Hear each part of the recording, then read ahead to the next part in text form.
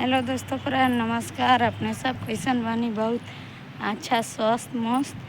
दोस्तों हमार वीडियो चलत नहीं के तो अपने सब ज़्यादा से ज़्यादा भी हमारा वीडियोवा का सपोर्ट भी करे लगी, लाइक शेयर कमेंट भी।